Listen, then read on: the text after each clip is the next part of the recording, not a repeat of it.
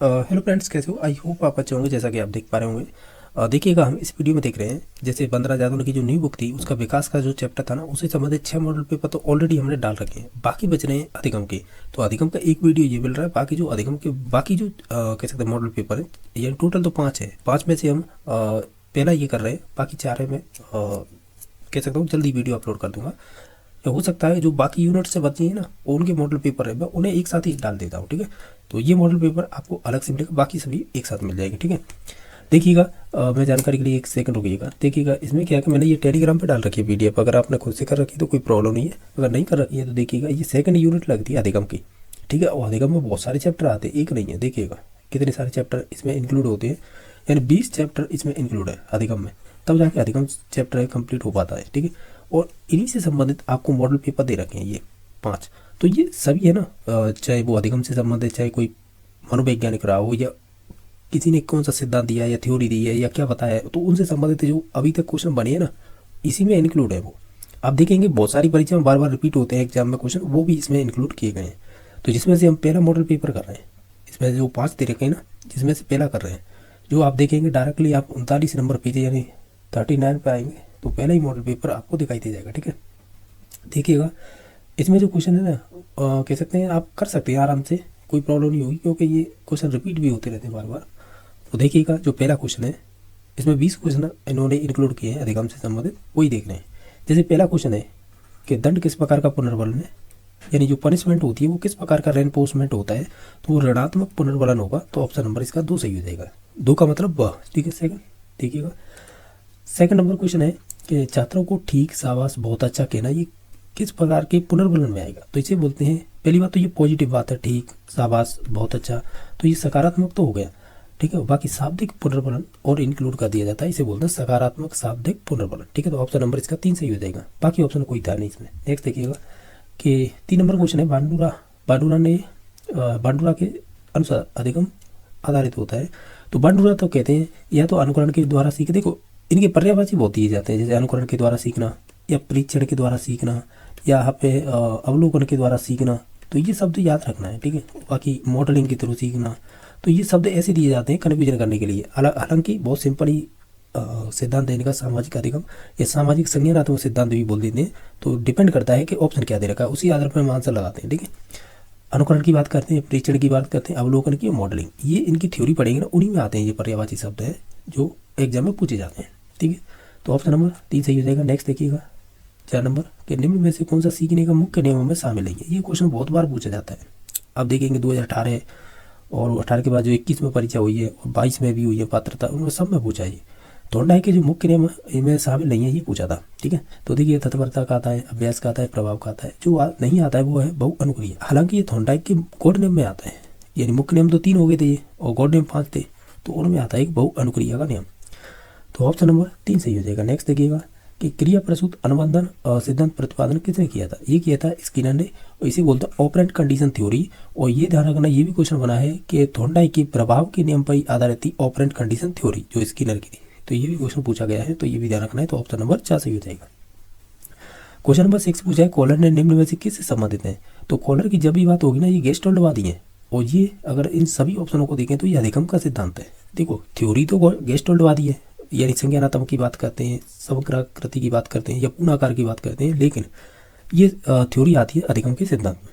जैसे ये हो गया, पावलर हो गया, स्किनर हो गया, गुथरी हो गया, टॉलमैन हो गया, ये सभी अधिगम के सिद्धांत में आते हैं। ठीक है, और बात करें जैसे कि विकासात्मक सिद्धांत है, ये तो आपके जीन प्याजे से संबंधित है। बाकी देखिए अभिप्रेरणा की बात करें, इसमें बहुत सारे मनोवैज्ञानिक आ जाएंगे, पर्टिकुलर एक का नाम नहीं लेंगे। उस व्यक्तित्व की बात करें, इसमें तो बहुत सारे हैं, इतने सारे हैं। देखिएगा मैं नाम बता दूं, पहली शुरुआत होती है हिप्पोक्रेटस है। फिर भारत के अनुसार भी व्यक्तित्व के वर्गीकरण किए गए हैं।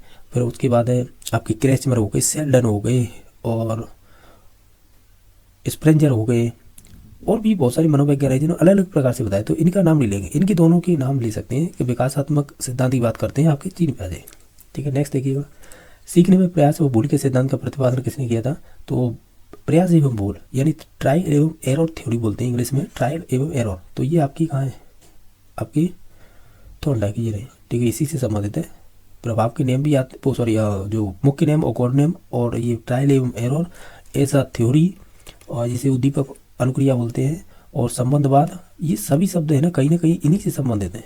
जैसे आपके थोड़ा के इसके जैसे मुख्य नियम है ना, यानी जैसे मुख्य नियम है, गॉड नियम है, ऐसा थ्योरी है, संबंधवाद है, और इस सिद्धांत के उपनाम जैसे प्रयास एवं त्रुटि बोल देते हैं, और भी अन्य नाम होते हैं। आप थ्योरी पढ़ेंगे तो उसमें ही मालूम चलेगा। ठीक है, क्वेश्चन नंबर 8 देखिएगा कि निम्न में से कौन सा युग्म सही नहीं है, यानी जो गलत है हमें वो चूज करना है। जैसे सीखने का उद्दीपक अनुक्रिया सिद्धांत है, ये थोड़ा से संबंधित है। उद्दीपक को कहते हैं स्टिमुलेट, अनुक्रिया को कहते हैं रेस्पॉन्स, इसे कह देते हैं ऐसा थ्योरी, ये थोड़ा से संबंधित है। सीखने का क्रिया प्रसूत अनुबंधन सिद्धांत है, बीएफ स्किनर से संबंधित है। जैसे इंग्लिश में कहते हैं ऑपरेंट कंडीशन थ्योरी, तो ये स्किनर से सही है।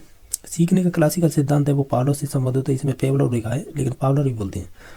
इसे बोलते हैं क्लासिकल कंडीशन थ्योरी, ये शास्त्रीय अनुबंधन सिद्धांत बोलते हैं हिंदी में, तो ये पावलर सही है, यानी कुत्ते पर प्रयोग किए थे, ये बात सही है। लेकिन सीखने का समग्र सिद्धांत है ना, ये सीखने का समग्र सिद्धांत है, ये क्लार्क हल से संबंधित नहीं है। तो फिर किससे समग्र की बात, ऊनाकार, गेस्टोल्डवादी, ये सभी कोलर कॉपा, मैक्स वर्थिवर के नाम आएंगे इसमें। ठीक है, तो इस वजह से ये गलत हुआ है, बाकी सभी सही थे।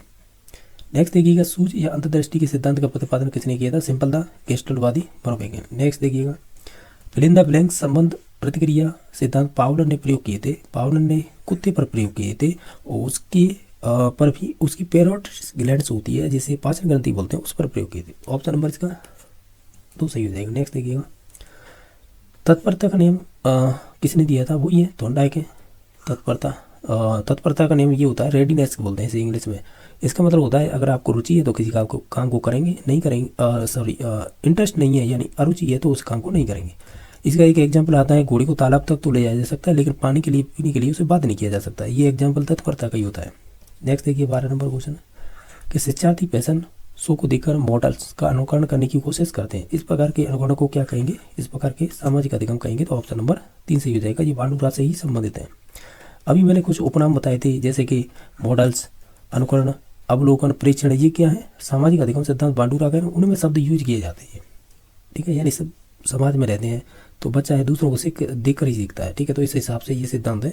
तो ओवरऑल आपकी बांडुरा से संबंधित बातें हो रही थी। नेक्स्ट देखिएगा, बच्चे प्रमुख को दिखाए गए हिंसात्मक व्यवहार को सीख सकते हैं, यह निष्कर्ष निकालने के लिए या निम्नलिखित में से किस मनोवैज्ञानिक द्वारा ये कार्य आधारित हो सकता है। इसमें भी जैसे बेबोडोल हो गया, जोकर हो गए, इन पर सभी पे प्रयोग किए थे, अलग अलग टाइप से किए थे, हिंसात्मक और अच्छे व्यवहार पर भी किए थे। तो बच्चे कैसे सीखते हैं उस प्रकार ये आपके अल्बर्ट बांडुरा ने ही प्रयोग किए थे। हालांकि इनका नाम तो बांडुरा है लेकिन अल्बर्ट इसके बेटे का नाम था, इसी पर प्रयोग किए थे। तो बहुत सारी कहानियाँ इनकी थ्योरी को पढ़ेंगे तो ओवरऑल ये बात हो रही है अल्बर्ट बांडुरा का सामाजिक अधिगम सिद्धांत था, उसी में ये चीज़ें थ्योरी में आती हैं। क्वेश्चन नंबर 14 है कि अल्बर्ट बांडुरा के सामाजिक अधिगम सिद्धांत के अनुसार निम्न में से कौन सा सही है। अगर आप इन सभी ऑप्शनों को ध्यान से देखेंगे, अगर आप सभी को पढ़ेंगे तो हम कहीं बच्चे सीखने के लिए प्रतिरूपण यानी वही मॉडलिंग एक मुख्य भूमिका रहती है। देखिएगा कितने सारे पर्यायवाची शब्द हो गए कि इस सिद्धांत को पूछने के तरीके, जैसे अवलोकन, अनुकरण और परीक्षण। अब मॉडलिंग को ये देख लीजिए हिंदी में क्या करा, प्रतिरूपण। यानी टोटल बात ये है कि थोड़े बहुत शब्द इंग्लिश के भी आने चाहिए जिससे कन्फ्यूजन ना हो। देखिएगा मैं बताऊंगा कैसे कन्फ्यूजन होता है, आगे चलिएगा। ये इसका राइट आंसर तो 2 नंबर हो गया, यानी 2 नंबर। नेक्स्ट देखिएगा कि बांडुरा के सामाजिक अवलोकन पर आधारित अधिगम सिद्धांत में निम्नलिखित में से कौन सी प्रक्रिया होती है। तो इन्होंने बताया था कि बच्चे 4 स्टेपों को थ्रू सीख सकते हैं, उनके नाम थे जैसे 1 नंबर पर अटेंशन था, हिंदी में कहते हैं इसे क्या कहते हैं, अटेंशन को मतलब ध्यान केंद्रित करना या अवधान करना। ठीक है, सेकंड था रिटेंशन, और तीसरा था रिप्रोडक्शन, चौथा था आपका मोटिवेशन। ऐसे ही स्टेप थे ना। अब देखिएगा इनकी इंग्लिश ट्रांसलेट, ये तो इंग्लिश हो गई, अगर इनकी हिंदी में ट्रांसफर करेंगे ना तो कन्फ्यूजन हो जाता है। अब बताइए प्रतिधारण को देखिएगा, अटेंशन माने तो होता है ध्यान केंद्रित करना, लेकिन रिटेंशन का मतलब होता है प्रतिधारण करना। तो वैसे रिटेंशन का मतलब पुनः ध्यान केंद्रित करना, ये भी हो सकता है। तो पर्यायवाची कन्फ्यूजन करने के लिए बहुत सारे ऐसे शब्द डाले जाते हैं जो आप कन्फ्यूजन हो जाए। तो इस वजह से इंग्लिश की भी टर्म आपको मालूम होनी चाहिए जिससे आसानी से क्वेश्चन के आंसर पर पहुंचा जा सके। देखिएगा इसका राइट आंसर हो जाएगा 2 नंबर ऑप्शन। बाकी इससे स्वचिंतन, पुनरावृत्ति, सार का दोहराना, इससे कोई मतलब नहीं है, तो हम तो जाएंगे ऑप्शन नंबर 2 पर। नेक्स्ट देखिएगा सीखने का क्लासिकल कंडीशन वही शास्त्रीय अनुबंधन सिद्धांत है, किससे संबंधित है, पावलर से। नेक्स्ट देखिएगा निम्न में से कौन सा उदाहरण बांडुरा के अवलोकन पर आधारित अधिगम का नहीं है। यानी ओवरऑल ये है जो भी बांडुरा ने सामाजिक अधिगम सिद्धांत दिया था तो उसके जो अवलोकन पर आधारित जो भी चीज़ें थी ना यानी थ्योरी में या सिद्धांत में, तो उनसे संबंधित कौन सा नहीं है, ओवरऑल ये बताना है। अगर आप ध्यान से सभी ऑप्शनों को पढ़ेंगे तो 4 नंबर सही हो जाएगा। स्कूल की घंटी बजने पर बजते बंद कर लेना, ये पावलर का जो शास्त्रीय अनुबंधन सिद्धांत है ना उससे संबंधित है। जैसे घंटी की आवाज़ से कुत्ते का लार निकल जाना, तो वो इसी से संबंधित थ्योरी है ये। बाकी जैसे कि विद्यार्थियों द्वारा केंचुए के विच्छेदन का मतलब चीड़ फाड़ बोल सकते हैं करना सीखना, ये बात ऑब्जर्वेशन में आ जाएगी। क्रिकेट का उत्साह, ये भी ऑब्जर्वेशन में आ जाएगा। सामाजिक अध्ययन के प्रति नापसंदगी, और ये यानी ऐसे होता है सामाजिक अध्ययन के प्रति नापसंदगी या पसंदगी वो अलग चीज़ होती है, वो एटीट्यूड में आती है। हालांकि वो नज़रिए हम क्या बोलते हैं, हम चीज़ों को ऑब्जर्व करते हैं या परीक्षण करते हैं या अनुकरण करते हैं, वो समाज के अंदर की जो चीज़ें हो रही ना वो नहीं तो करते हैं। तो ये तो तीनों संबंधित थी किसे, बांडुरा से, लेकिन संबंधित नहीं थी। ये 4 नंबर ऑप्शन हो जाएगा। आप कैसे भी समझ लीजिएगा, ये पूछा हुआ क्वेश्चन है रीट में। स्कूल की घंटी बजने पर अपने बस्ते बंद कर लेना, ये पावलर की शास्त्रीय अनुबंध सिद्धांत की थ्योरी है ना, उससे संबंधित है। जैसे कुत्ता है, घंटी की आवाज़ सुनते ही लार निकाल देता था, कुछ इस प्रकार का ही सेंस निकालना पड़ेगा। अदरवाइज से आप प्रत्येक ऑप्शन को पढ़ेंगे तो कुछ चीज़ें ऐसी है इसमें आप ये कहोगे ये बांडुरा के डायरेक्टली तो संबंधित नहीं है। देखिए पहली तो ऑब्जर्वेशन से संबंधित थी।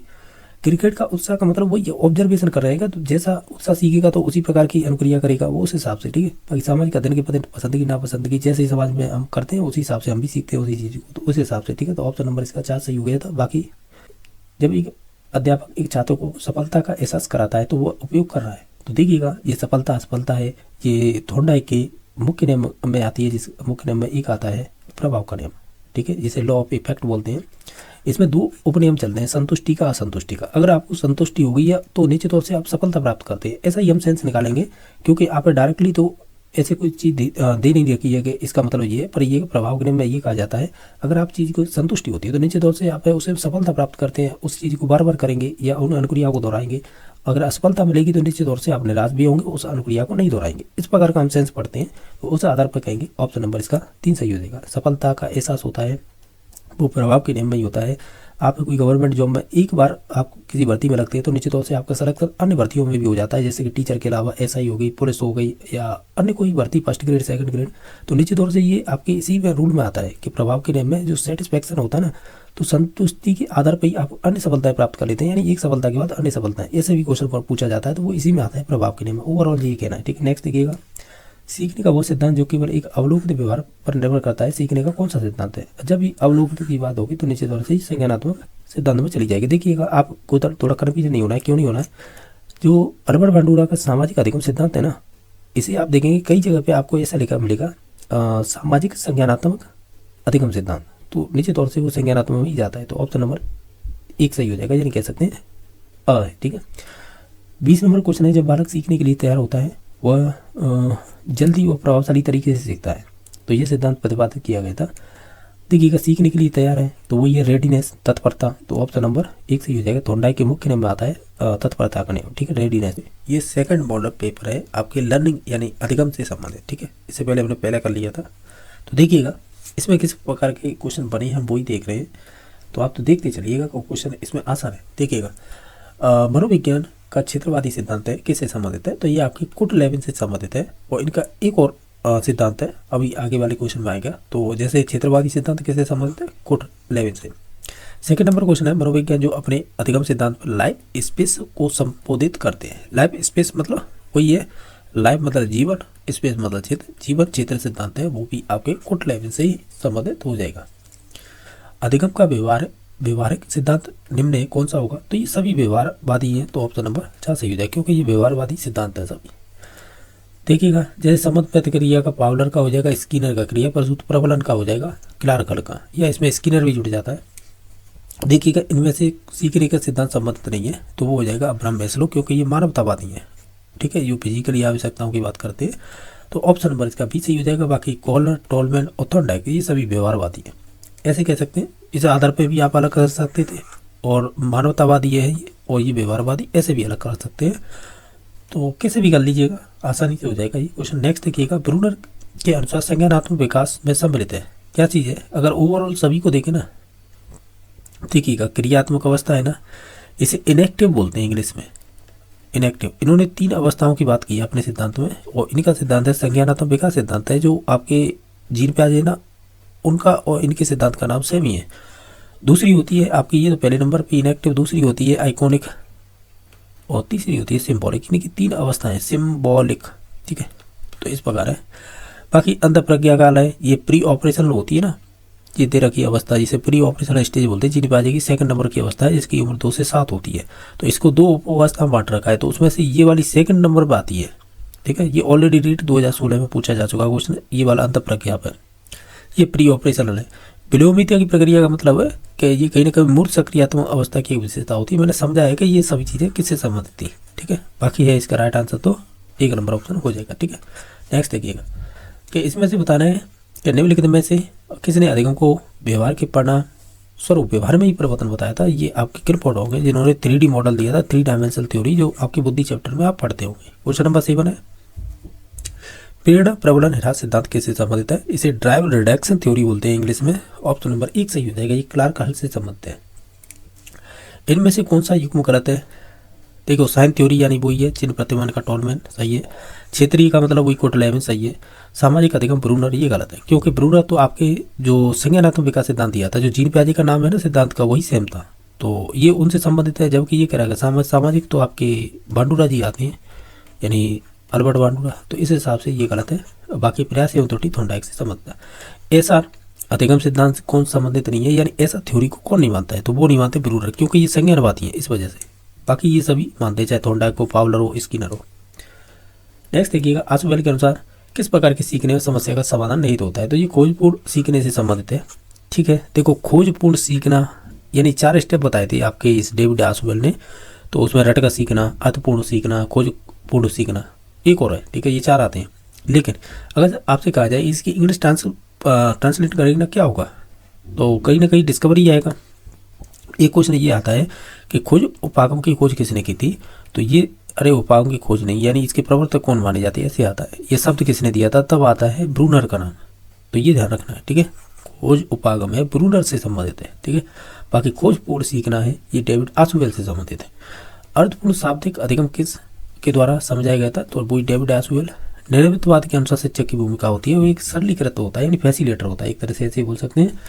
निर्मितवादी उपागम का परिणाम क्या होता है, ये एक संज्ञान से बात करते हैं, यानी दिमाग से संबंधित बात है, या मानसिक रूप से ऐसे बोल सकते हैं। नेक्स्ट देखिएगा निर्मितवादी सिद्धांत आधारित शिक्षण का आधार क्या होगा, तो ये है कि ये कहते हैं जो भी निर्मितवादी थ्योरी है या जो कंस्ट्रक्टिविज्म बोलते हैं, रचनावाद है, वो ये कहते हैं बच्चा खुद करके सीखता है, तो करके सीखना ये सबसे बेस्ट रहता है, तो ऑप्शन नंबर ए सही हो जाएगा। क्लासिकल स्थिति का प्रतिपादन यानी वो ये क्लासिकल कंडीशन थ्योरी पावलो से संबंधित है। अधिगम के संप्रत निर्माण एवं समस्या समाधान जैसे घटकों का प्रतिपादन किसने किया था। देखिएगा ये कह रहा है कि संप्रत्य निर्माण और समस्या समाधान। अगर देखें व्यवहारवादी होगा ना, प्रतीकवादी होगा ना, फैकल्टीवादी होगा, तो केवल संज्ञानवादी या संज्ञानात्मक वादी बोल सकते हैं, वो एक ही बात है, ठीक है। नेक्स्ट देखिएगा अधिगम के संज्ञानात्मक अनुच्छेद से संबंधित क्रिया कौन सी है, तो वो हो जाएगी कल्पना। नेक्स्ट देखिएगा 18 नंबर क्वेश्चन। ये एल का मतलब लर्निंग है, ये फलन होता है, या इसे इंग्लिश में कह दो फंक्शन, और ये कोष्टक में दे रखा है आपका ई इंटू पी। इसका मतलब होगा ई का मतलब एनवायरनमेंट, पी का मतलब व्यक्तित्व या पर्सनैलिटी। तो देख लीजिए वातावरणीय कारक और व्यक्तिगत कारक हो जाएंगे, ऑप्शन नंबर सी सही हो जाएगा। नेक्स्ट देखिएगा ऐसे 2 संदर्भित मानवतावादी मनोवैज्ञानिक कौन से जिन्होंने मानव व्यक्तित्व की व्याख्या स्वयं एवं आवश्यकताओं के सिद्धांतों के आधार पर किए, तो वो कॉल रॉजर्स और आपके अब्राहम मैस्लो हो जाएंगे, ऑप्शन नंबर 1 सही। नेक्स्ट देखिएगा अधिगम का ऐसा कौन सा सिद्धांत है जो व्यवहारवादी और समग्रवाद का अनोखा मिश्रण माना जाता है, तो ये आपके चिन्ह पूर्णाकार का सिद्धांत है, जो टोलमैन ने दिया था। तो टोलमैन ऐसे मनोवैज्ञानिक रहे जो व्यवहारवाद को भी मानते हैं और आपके समग्रवाद को भी मानते हैं, तो इस प्रकार है, तो ऑप्शन नंबर सी सही हो जाएगा। जैसा कि आप देख पा रहे होंगे ये मॉडल पेपर नंबर 3 है जो आपके अधिगम से संबंधित है। इससे पहले हमने 2 मॉडल पेपर कर लिए, तो तीसरा देख रहे हैं इसमें किस प्रकार के क्वेश्चन पूछे गए हैं। तो जैसा कि आप देख पा रहे होंगे जो आपका पहला क्वेश्चन है वो देखिएगा किस प्रकार पूछा है। ये कह रहा है एक क्रिकेट खिलाड़ी अपनी गेंदबाजी के कौशल को विकसित कर लेता है, पर यह उसके बल्लेबाजी के कौशल को प्रभावित नहीं करता है, तो इसे क्या कहेंगे। जब कोई एक कौशल दूसरे को प्रभावित नहीं करता है तो हम कहते हैं वो शून्य प्रशिक्षण अंतरण होगा, यानी कह सकते हैं जीरो ट्रांसलेट लर्निंग होगी, ठीक है, या जीरो ट्रांसफर लर्निंग कह सकते हैं। तो ऑप्शन नंबर इसका 3 सही हो जाएगा। नेक्स्ट देखिएगा कि अधिगम वक्र में पठार बनता है, तो कब बनता है, जब आपने ऐसे वक्र देखे होंगे जिसमें सीधा ऐसा होता है स्ट्रेट लाइन, तो उसे बोलते हैं थकान के कारण होता है। इसमें ऑप्शन इसी प्रकार का बनाया गया था, तो ऑप्शन नंबर सी सही हो जाएगा। नेक्स्ट देखिएगा कि जब मानव शरीर के एक भाग को दिए गए प्रशिक्षण का अंतरण दूसरे भाग में हो जाता है तो उसे क्या कहेंगे। इसे कहीं ना कहीं हम कहेंगे द्विपार्श्व अंतरण कहेंगे, यानी बाईलैटरल लर्निंग ट्रांसफर कहेंगे। इसमें क्या होता है, जैसे आप दाएं हाथ से लिखना जानते हैं, अगर बाएं से लिखते हैं तो इसे ही बोलेंगे द्विपार्श्व अंतरण। ऑप्शन नंबर 3 सही हो जाएगा, ये सी नंबर ऑप्शन। नेक्स्ट देखिएगा 4 नंबर क्वेश्चन, सीखने के पटार के निराकरण के लिए क्या नहीं करना चाहिए। अगर सभी ऑप्शनों को ध्यान से देखें तो हम कहेंगे उसे दंडित नहीं करना चाहिए, तो ऑप्शन नंबर 3 सही हो जाएगा। क्वेश्चन नंबर 5 है, जिस वक्र रेखा में प्रारंभ में सीखने की गति तीव्र होती है उसके बाद में यह क्रमशः मंद हो जाती है, तो उसे क्या कहेंगे। इसे कहते हैं उन्नतोदर वक्र, ठीक है। तो ऑप्शन नंबर 1 सही हो जाएगा। यानी ये कह रहा था कि प्रारंभ में सीखने की गति तो तीव्र होती है इस प्रकार, फिर उसके बाद ये मंद होती जाती है इस प्रकार, तो इसे कहते हैं उन्नतोदर वक्र। क्वेश्चन नंबर 6 देखिएगा, निम्नलिखित में से कौन सा शिक्षक से संबंधित अधिगम को प्रभावित करने वाला एक कारण होगा। इसमें से ओवरऑल सभी ऑप्शनों को देखेंगे तो वो होगी विषय वस्तु में प्रवीणता, तो ऑप्शन नंबर डी सही हो जाएगा। क्वेश्चन नंबर नेक्स्ट देखते हैं, जो 7 नंबर है, ये कह रहा है कि जब पूर्व का अधिगम नई परिस्थिति के सीखने के बिल्कुल प्रभावित नहीं करता है तो उसे क्या कहेंगे, उसे भी अधिगम का शून्य स्थानांतरण कहेंगे, तो ऑप्शन नंबर इसका ए सही हो जाएगा, ठीक है। नेक्स्ट देखिएगा, अधिगम को सकारात्मक रूप से प्रभावित करने वाला कारक कौन सा होगा, इसमें से वो हो जाएगा अधिगम की परिस्थिति, ऑप्शन नंबर सी सही हो जाएगा। नेक्स्ट देखिएगा, निम्नलिखित में से क्या अधिगम स्थानांतरण का एक प्रकार नहीं होगा। इसमें से देखो एक पक्षी होता है, द्विपक्षी भी होगा और साथ ही साथ आपका लंबात्मक भी हो जाएगा, ठीक है, और लेकिन बहुपक्षी नहीं होगा, तो ऑप्शन नंबर इसका 4 सही हो जाएगा। नेक्स्ट देखिएगा कि गेने के अनुसार सीखने का सबसे उच्चतम स्तर कौन सा होगा, तो देखिए रॉबर्ट गेन ने सीखने की पदानुक्रम भी दी थी जिसमें 8 स्टेप बताए थे, तो उसमें जो 8वां स्टेप होता है ना वो होता है प्रॉब्लम सॉल्विंग, यानी समस्या समाधान, तो ऑप्शन नंबर बी सही हो जाएगा। हालांकि ये भी सभी संबंधित है, जैसे कॉन्सेप्ट द्वारा सीखना, चयन द्वारा सीखना या सिग्नल के थ्रू सीखना, ये सभी लर्निंग के पार्ट ही होते हैं, यानी जो 8 प्रकार बताए थे ना उनमें ही आते हैं सभी। लेकिन हमें पूछा था उच्चतम स्तर या उच्च स्तर, तो वो हो जाएगा आपका समस्या समाधान। नेक्स्ट देखिएगा कि चयन की संकल्पना का संबंध किससे है, तो आप जानते होंगे ये क्रिया प्रसूत अनुबंधन का सिद्धांत दिया था स्किनर ने, तो ये स्किनर से संबंधित है, ऑप्शन नंबर बी सही हो जाएगा। नेक्स्ट देखिएगा, ये कह रहा है कि विगत अधिगम द्वारा वर्तमान अधिगम का धनात्मक सरलीकरण सुसाध्य उदाहरण के तौर पर योग द्वारा गुणा में सहायता करता इस प्रकार का अधिगम का स्थानांतरण कहलाता है। देखिएगा जब ये कह रहा है कि जैसे सरलीकरण की जो चीज़ हम सीखते हैं ना मैथ में, जैसे कि आपने योग सीखा और योग के द्वारा ही आप गुणा में सहायता करता है वो सीखना, तो निश्चित तौर से हम उसे उत्पादन कह सकते हैं स्थानांतरण होगा। हालांकि ये भी हो सकता है अनुक्रमिक स्थानांतरण, लेकिन इसके लिए हम ये कह सकते हैं, क्या कह सकते हैं, देखिएगा हालांकि इसका आंसर तो देखा जाए तो ये भी हो जाएगा अनुक्रमिक, यानी एक सिस्टमेटिक तरीके से सीखते हैं ना तो उसे भी सिक्वेशनल लर्निंग ट्रांसफर बोलते हैं, तो इसका आंसर ये भी हो सकता है, ये ध्यान रखना है। देखिएगा मैंने कलाम के क्वेश्चन कराए ना तो उसमें ये ही क्वेश्चन था शायद, ठीक है, हमने कराया था तो उसका अनुक्रमिक स्थानांतरण था, ठीक है। तो इसका देखो ये भी आंसर है और ये भी है। देखिएगा प्रायोरिटी हम फर्स्ट इसे देंगे, अगर ये ऑप्शन अगर नहीं होता तो फिर हम ऊर्ध्वाधर पे जाते, तो इस प्रकार है, ठीक है। नेक्स्ट देखिएगा कि अधिगम अंतरण का थॉर्नडाइक सिद्धांत कहा जाता है, तो वो अगर इनमें सभी को ऑप्शनों को ध्यान से देखें तो हम ये कहेंगे कि अनुरूप तत्वों का सिद्धांत कहेंगे, ये आपके थॉर्नडाइक के द्वारा ही दिया गया था, तो ऑप्शन नंबर बी सही हो जाएगा। नेक्स्ट देखिएगा निम्नलिखित में से कौन सा अधिगम के स्थानांतरण का एक प्रकार नहीं है। देखिएगा अगर देखिए सकारात्मक स्थानांतरण होता है, नकारात्मक भी होता है, लेकिन शून्य भी हो जाता है, लेकिन दूरवर्ती नहीं होगा, ये वाला ऑप्शन गलत हो जाएगा, ठीक है। क्वेश्चन नंबर 15 भाई रॉबर्ट गेन ने अधिगम की कितनी परिस्थितियां बताई थी, यानी सीखने के जो पदानुक्रम दी थी उसमें कितने स्टेप थे, तो 8 थे, तो ऑप्शन नंबर सी सही हो जाएगा। क्वेश्चन नंबर 16 भाई कि रॉबर्ट एम गेन के अनुसार निम्न में से, तो इसमें से हमें ये बताना कौन सा अधिगम का एक प्रकार नहीं है। ओवरऑल देखिएगा मैं बता दूं आपको, हम इनकी 8 स्टेपों की बात करते हैं ना, कुछ इस प्रकार होते हैं एसएससी भाषा डीसीआरपी, ठीक है, ये 8 स्टेप है जिसमें देखिए श्रृंखला आता है, ये चेन वाला, यानी चेन लर्निंग बोल सकते थे, तो वो श्रृंखला ही हो जाएगी। संकेत का मतलब हो गया आप सिग्नल, ठीक है, पहला ही संबंध हो जाएगा इससे, सिग्नल लर्निंग को मतलब संकेत अधिगम कहते हैं। बाकी शाब्दिक साचार यानी वर्बल, तो ये इससे संबंधित हो जाएगा, ठीक है। बाकी जो अंतर्दृष्टि है ये अधिगम अलग चीज़ है, ये गेस्ट्रोलवादियों से संबंधित है, तो ये रॉबर्ट गेन की पदानुक्रमी में नहीं आती है या उनके प्रकारों में नहीं आती है अधिगम के, ऐसे बोल सकते हैं, तो ऑप्शन नंबर 1 सही हो जाएगा। नेक्स्ट देखिएगा 17 नंबर क्वेश्चन, एक बालक पहाड़ी सीखकर उसका उपयोग गुणा और भाग करने में करता है, तो अधिगम स्थानांतरण की जिस प्रकार का उदाहरण है वो कौन सा होगा। तो देखिएगा गुणा कर रहा है तो भी दिमाग चलेगा, भाग करेगा तो भी दिमाग, तो ये मानसिक से मानसिक ही हो जाएगा, तो ऑप्शन नंबर सी सही हो जाएगा। नेक्स्ट देखिएगा एक कॉलेज जाने वाली एक लड़की ने पर्स पर कोट फेंकने की आदत डाल ली है। देखिए ये मैंने 3-4 बार करा दिया है, तो इसका श्रृंखला अधिगम होगा, कहाँ पे दे रखा है, तो ऑप्शन नंबर 1 सही हो जाएगा। क्वेश्चन नंबर 19 देखिएगा, ये कह रहा है गहरे निम्न में से संबंधित है। तो ओवरऑल देखें तो हमने अभी 8 स्टेप देखे ना, उसमें एक चेन लर्निंग आता है यानी अधिगम का श्रेणीक्रम, तो ऑप्शन नंबर ए सही हो जाएगा। नेक्स्ट देखिए, गहरे के अनुसार निम्नलिखित में से कौन सा सही होगा। अगर आप इन सभी ऑप्शनों को देखेंगे तो हम ये कहेंगे नियम अधिगम है ना, वो संप्रद अधिगम का अनुगमन करता है। देखिएगा कैसे, SSC वर्सेज DCRP होता है। तो ये क्या कह रहा था, जो नियम होता है ना, रूल, वो संप्रत अधिगम का अनुगमन करता है। यानी ये है कि जैसे आप कॉन्सेप्ट सीख जाएंगे तो उसके बाद फिर आप नियम के थ्रू सीखेंगे। सी का मतलब कॉन्सेप्ट और आर का मतलब रूल। तो इस प्रकार है, ये संप्रत हो जाएगा, ये नियम हो जाएगा। पहले आप इसे कंप्लीट करेंगे फिर उसके बाद इसे करेंगे। तो कुछ इसी प्रकार का क्वेश्चन था, ऑप्शन नंबर बी सही हो जाएगा। देखिएगा, अब ये मॉडल पेपर नंबर 4 है, ये अधिगम में चिंतन चलता है तो उस हिसाब से है। तो देखते चलिएगा इसमें किस प्रकार के क्वेश्चन पूछे गए हैं। ठीक है, ओवरऑल ये है कि जो अधिगम में जो भी चैप्टर लगते हैं ना, तो उन्हीं से संबंधित ये क्वेश्चन है। तो ये है कि वो अधिगम के अंडर में ही आते हैं, हम ये कह सकते हैं। देखिएगा, पहला क्वेश्चन है, चिंतन अनिवार्य रूप से क्या है। तो हमें ये कहेंगे ये एक संज्ञानात्मक गतिविधि है। तो ऑप्शन नंबर एक सही हो जाएगा। अगर इसकी जगह पे अगर मानसिक लिखा आता है ना तो भी हो जाता राइट आंसर। ये समझना है अपने आप से, ठीक है। मानसिक का मतलब वही संज्ञानात्मक, वही हमारे माइंड से बात हो रही है। तो निश्चित तौर से ऑप्शन नंबर एक सही हो जाएगा। क्वेश्चन नंबर सेकंड देखिएगा, कृतिका अक्सर घर में ज़्यादा बात नहीं करती है लेकिन विद्यालय में वो काफ़ी बात करती है। यह दर्शाता है कि ओवरऑल हम ये कहेंगे कि उसके विचारों को विद्यालय में मान्यता मिलती है, यानी वो अपने विचारों को स्कूल में कह पाती है, या उसके फ्रेंड हो या अन्य चीज़ें हो। तो निश्चित तौर से हम यही कहेंगे, ऑप्शन नंबर सी सही हो जाएगा। नेक्स्ट देखिएगा, चिंतन प्रारंभ होने के लिए आवश्यक क्या है। हम ये कहेंगे इसके लिए हमें चिंतन के लिए कोई ना कोई समस्या जरूर होनी चाहिए। तो हम ऑप्शन नंबर डी पे जाएंगे।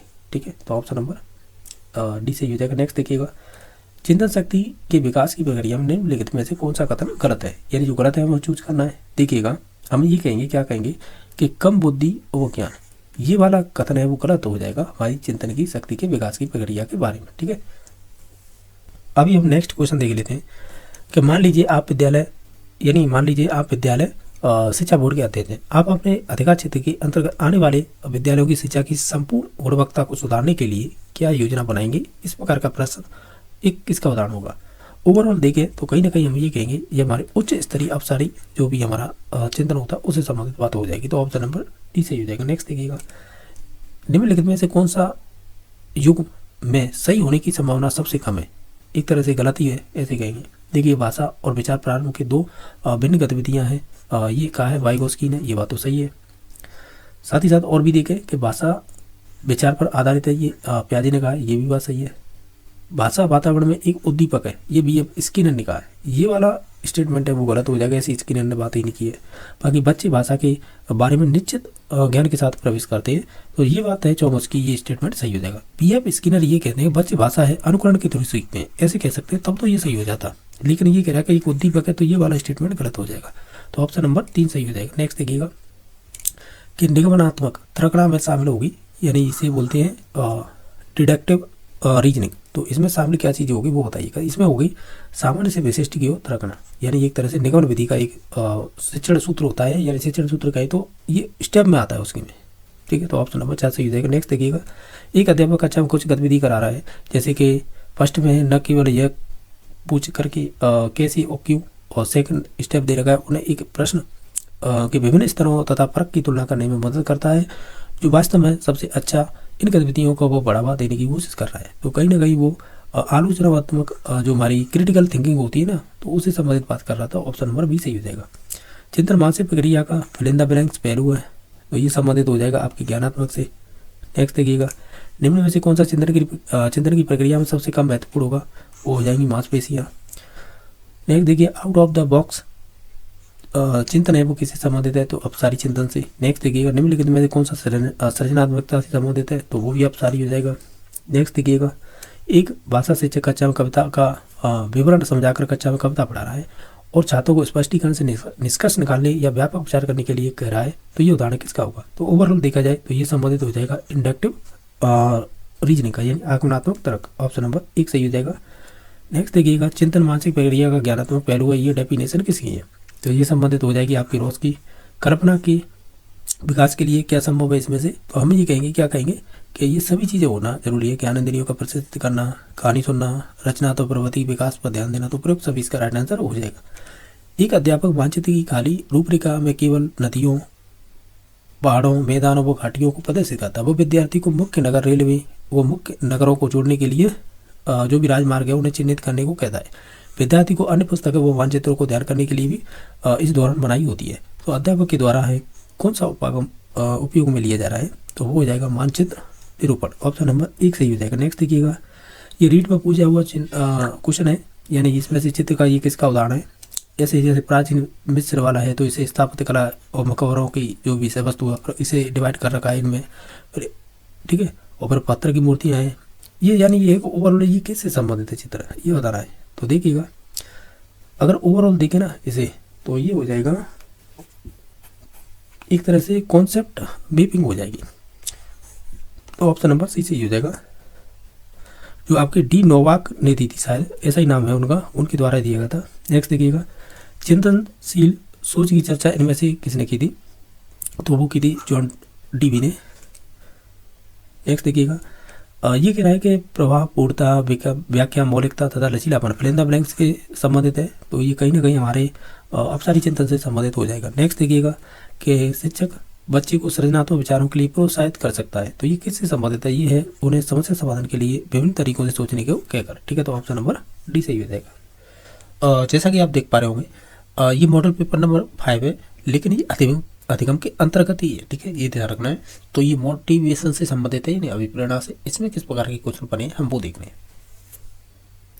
ठीक है। देखिएगा, जो फर्स्ट नंबर क्वेश्चन है वो कुछ इस प्रकार पूछा है कि निम्नलिखित में से सभी मैस्लो के आवश्यकता सिद्धांत से संबंधित है, सिर्फ एक को छोड़कर, तो वो बताइए कौन सा है। देखिएगा, अब्राहम मैस्लो ने मनुष्य को समाज में किस प्रकार की आवश्यकता होती है उनके लिए 5 स्टेप बताए थे, और वो थे पी स्लैश के नाम से। मैंने तो ऐसे याद कर रखे हैं, बाकी आपने कैसे कर रखे हैं वो आपको ही मालूम होगा, ठीक है।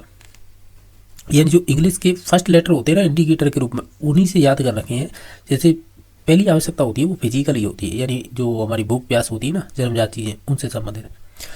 सेकंड आती है सेफ्टी, और जो सेफ्टी होती है ना उसे ही हम सिक्योरिटी और बोलते हैं, ये ध्यान रखना, ठीक है। तो मैंने दोनों शब्दों के लिए ऐसे डिनोट कर रखा है। तीसरी आती है लव और बिलोंगिंग बोलते हैं इसे, लेकिन लव से आसान ये है कि लव या बिलोंगिंग वो दोनों ही सिमिलर वर्ड से हो जाते हैं, लेकिन ये लव से ये कि ट्रिक बन गई थी बस इस वजह से। हालांकि बिलोंगिंग भी आता है इसमें, और ई से होता है एस्टीम यानी सम्मान, और लास्ट में होता है एस से सेल्फ एक्चुअलाइजेशन। तो इस वजह से याद कर रखिए। तो आप देख लीजिएगा, इसमें मैंने एक तो फिजिकल बोली थी, तो ये तो इससे संबंधित हो गई। एक बोली थी चाहे तो आप सेफ्टी बोल सकते हैं, तो ये इससे संबंधित हो गई। आत्मसम्मान की मतलब एस्टीम, तो ये इससे हो गई। अब देखिएगा, इसमें 2 बच रही है, एक तो प्यार वाली और एक स्वयं का यथार्थीकरण, और इस प्रकार की कोई भी और अवस्था दे नहीं रखी है। तो आध्यात्मिकता की आवश्यकता की ऐसी बात नहीं की है, सिंपल सा क्वेश्चन था। ऑप्शन नंबर इसका 1 सही हो जाएगा।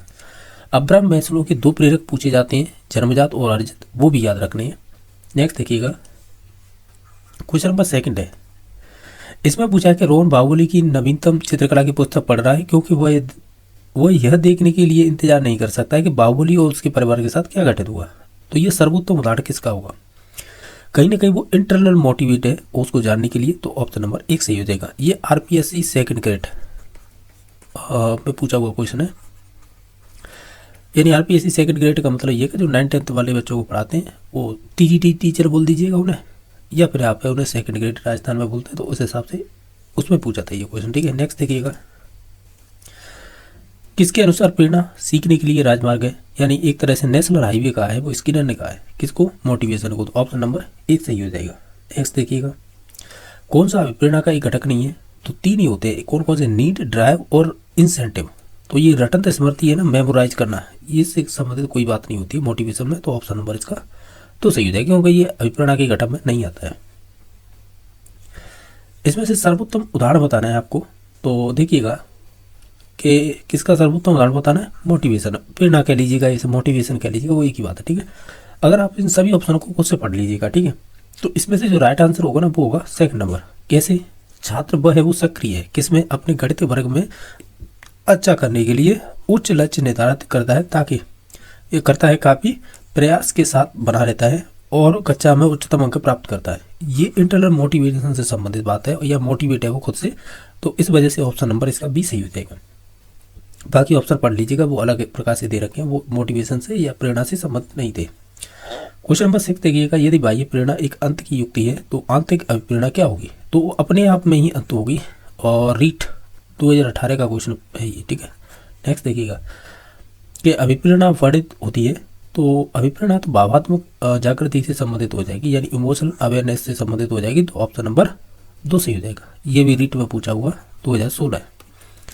नेक्स्ट देखिएगा सतत अभिप्रेरणा सीखने का प्रभावशाली घटक होगा, यानी जो पावरफुल मोटिवेशन होगा इससे सीखना प्रभावशाली घटक होगा। इसका मतलब ये होता है कि कोई भी पावर मोटिवेशन का मतलब होता है बच्चा है शीघ्रता से सीखता है, तो ये ऑप्शन नंबर सी हो जाएगा। ये है रीट 2016 का ही क्वेश्चन है, यानी पूछे हुआ क्वेश्चन है मोस्टली। पुरस्कार एवं दंड क्या है, तो हम ये कहेंगे पुरस्कार और दंड होते हैं ये आपके कृत्रिम प्रेरक हो जाएंगे। कृत्रिम का मतलब होता है एक तरह से वातावरणीय बाह्य, ठीक है। तो ऑप्शन नंबर इसका 3 सही हो जाएगा। नेक्स्ट देखिएगा बच्चे को सीखने हेतु अभिप्रेरित करने के लिए शिक्षक को बढ़ावा देना चाहिए किस चीज़ को, तो ओवरऑल सभी ऑप्शनों को देखेंगे तो हम कहेंगे सीखने के प्रति उचित स्थिति और वातावरण का सृजन करना। इनमें वैसे जन्मजात प्रेरक नहीं है, तो देखिएगा भूख जन्मजात होती है, प्यास भी होती है, नींद भी होती है, लेकिन आदत होती है वो अर्जित होती है, तो इस वजह से ऑप्शन नंबर सी सही हो जाएगा। नेक्स्ट देखिएगा आंतरिक रूप से अभिप्रेरित विद्यार्थी कौन सा है इसमें से, अगर ओवरऑल सभी ऑप्शनों को आप पढ़ेंगे तो हम ये कहेंगे कि आंतरिक रूप से अभिप्रेरित विद्यार्थी है के लिए बाह्य पुरस्कार उसकी अभिप्रेरणा को बनाए रखने के लिए पर्याप्त नहीं होता है, तो ये संबंधित हो जाएगा आंतरिक रूप से अभिप्रेरित विद्यार्थी के लिए। ऑप्शन नंबर सी सही हो जाएगा। नेक्स्ट देखिएगा ये कह रहा है कि एक महिला ने भोजन प्राप्त करने के लिए अपने बच्चे को बेच दिया।